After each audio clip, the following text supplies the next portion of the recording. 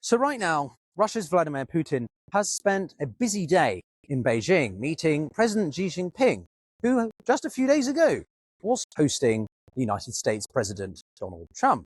And that reveals a lot here. Of course, we can talk about what happens at these events, the pomp, the pageantry, the optics, the tone, the symbolism, the agreements, what was said or what isn't. But of course, there's something much bigger that is the underlying theme that I want to focus on. Because it's not really just about China hosting two world leaders. It's about who increasingly has that leverage over who. And by the end of this video, I think you'll see why Putin's latest trip to Beijing may have revealed far more about Russia's future, China's growing role, but even more than either side actually intended. Because this is a ceremony in the Great Hall of the People. President Xi Jinping is using this as a symbolic place to demonstrate China's incredibly important role as the host. China isn't flying to visit heads of state. They're coming to meet him. That's a huge deal. Now, this is a quick take from me, guys, coming to you from actually Malawi, Africa. I am traveling as part of a couple of weeks on my birthday, but the world doesn't stop. And I wanted to take the opportunity to talk on Putin's visit to China. In the context, of course, what was the strategic dynamic, the summit between President Xi Jinping and President Trump, which is more important in how the dynamics of power, the balance of power between these three, the trifecta as I call it. I wanted to break down simply some of my core takeaways, having been watching this, monitoring it throughout the past couple of days. China is now the place that everyone is coming to. It's not Washington or Moscow, and it's certainly not Brussels. Beijing is the place to be. And that is one of the most important geopolitical developments happening right now. A nation state is only as important as the value that other nations give it. Look beyond all the diplomatic theatre. Putin's visit to China today wasn't really about the friendship. It's about higher up, about the leverage, and increasingly about, of course, those of you who follow this closely, dependency.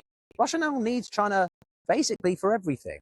And Xi Jinping knows it. But he also knows, like he did with President Trump, that the United States needs China. A lot of people need China.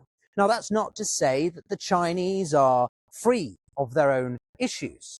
But certainly this is arguably a broader transition towards a far more China-centric or considered world.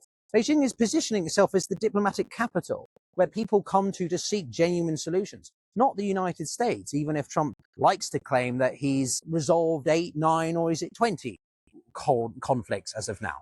And of course, if you find this kind of analysis interesting, or you're interested in geopolitics without the fluff from someone who's been on the inside, who's walked the halls, met the people, then do consider subscribing. There's a lot of noise on this platform, and I try to cut through it. So firstly, this meeting comes just days after Trump just left Beijing, and it was hugely publicized, involving massive delegations, the military symbolism. It was a state visit. But then almost immediately, Xi Jinping welcomes Putin, and those optics are nearly identical. The Chinese don't have to put on those same optics for Putin, but they choose to, and they did because of the importance of Russia, or maybe the importance of signaling to the US that China welcome the US, but they treat the Russians on an equal footing. It matters because diplomacy is essentially theatre. There's a reason we call it the world stage. World leaders obsess over symbolism far more than people actually realize, and especially autocrats like Xi Jinping. Historically, when major rulers traveled huge distances to meet another leader, it usually reflected something deeper about the status in power. Who's traveling to whom? Who is hosting? Who is setting the stage? And who controls the atmosphere? We can use plenty of historical examples. One that comes to mind is when Neville Chamberlain flew to see Hitler in his castle in southern Germany in the run-up to the Munich Dialogue, which was essentially the official partition of Czechoslovakia. It was the British Prime Minister who flew to see the German Führer, not the other way around, and demonstrated that the Germans held the power or the leverage at that time. And the case can be made right now with China. Think about the sheer scale of Trump's visit. The entourage, the CEOs, the Musks, that attention, the obsession around securing the meetings with Xi and the publicity of it on X. Then compare that with Putin's constant trips to China. This is his 25th visit since becoming president. That's one a year. And at a certain point, this starts looking like equal partnership and starts looking more like Russia orbiting China.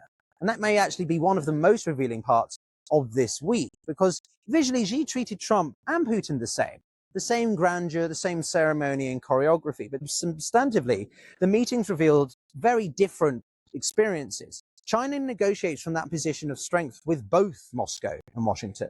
The difference is that the US still possesses enormous leverage and mutual dependency with China, but they still made the effort with all that entourage. Conversely, Putin just came on his own, but Russia does have that dependency. And that imbalance is becoming impossible to hide, especially for Putin. And Xi Jinping has become extraordinarily good at exploiting this image, even if he doesn't necessarily say it. One of China's greatest geopolitical advantages these days is that it increasingly doesn't need to chase attention anymore. Not that it really had to, but increasingly in the past 5 years especially, Beijing is starting to resemble less a normal nation state and more like an imperial court, as some people have said. Major leaders arrive seeking access, seeking deals, leverage, reassurances. Xi Jinping increasingly sits at a center deciding how much attention, economic relief, or strategic engagement each not only receives but deserves. So that doesn't mean China suddenly runs the entire system, mind you, though. It simply demonstrates that they are the ones that can command the room, that those come to Beijing, not the Chinese with a massive delegation visiting Washington, or even Europe, as you might have seen maybe a decade or a bit ago. Ever since President Xi Jinping took over in China, he has worked incredibly hard to centralize power and position himself as the core, a new form of Mao. People argue that he sees himself as becoming or wanting to position himself as the person who restored China's great image and position, prestige, legacy on the international system. And that certainly is becoming the case. China doesn't have to say much, and it really doesn't. It simply sits back and allows others like the United States and Donald Trump to destroy their own reputation, or the Russians and Putin to become more and more subsistent on China as a provider of power, money, all sorts that you can imagine.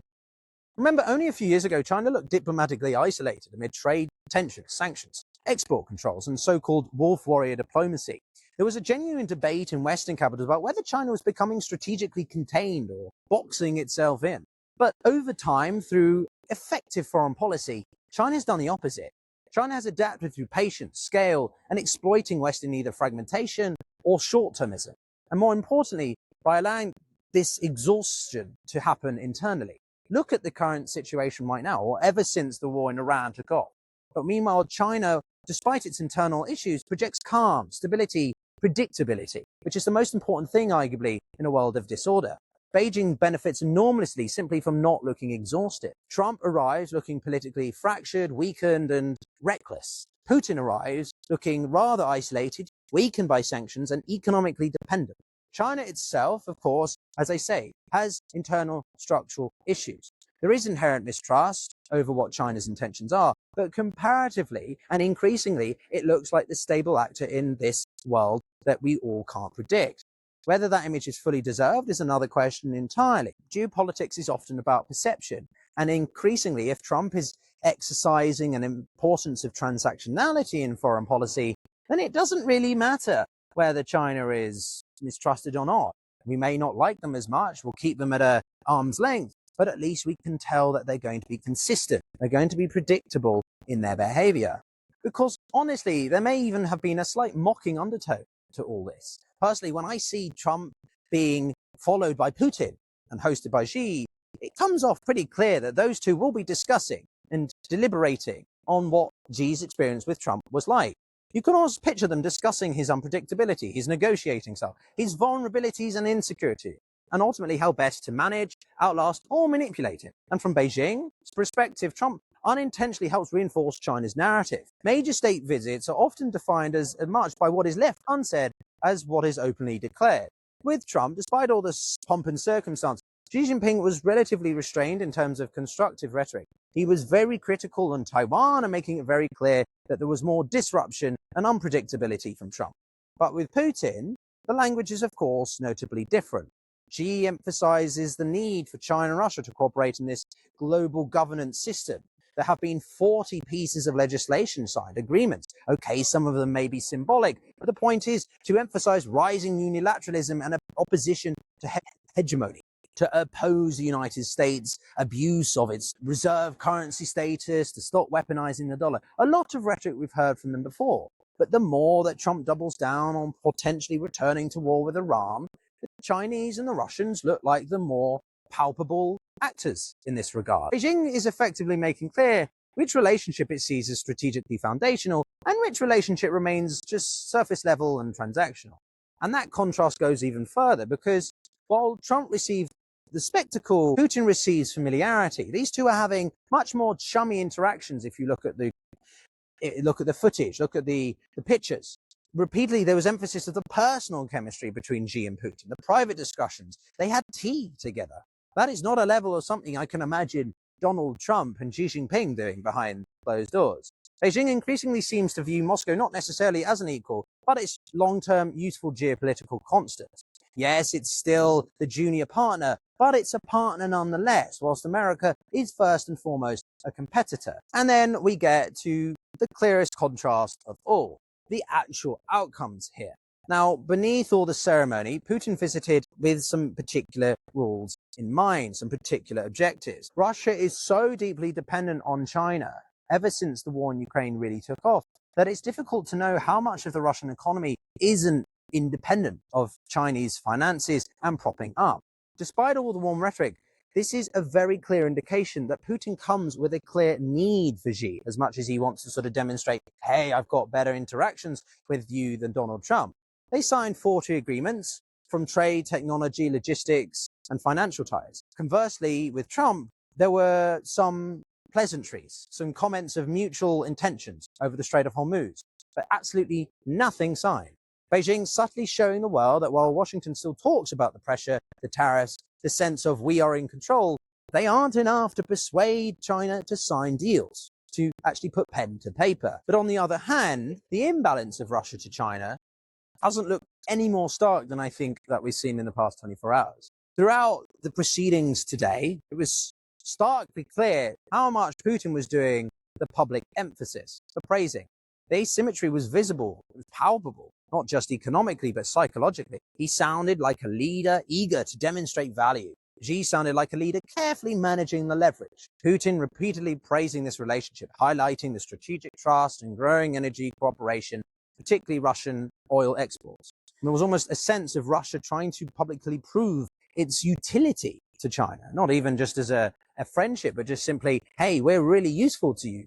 Keep us in mind. China, which was largely indifferent, more of a take it or leave it attitude, especially regarding the power of Siberia 2 gas pipeline, a lingering challenge that has been at the heart of one of Putin's biggest resolutions or desired resolutions. He's wanted this deal for years because it would massively deepen Russia's ability to redirect energy exports away from Europe and toward Asia.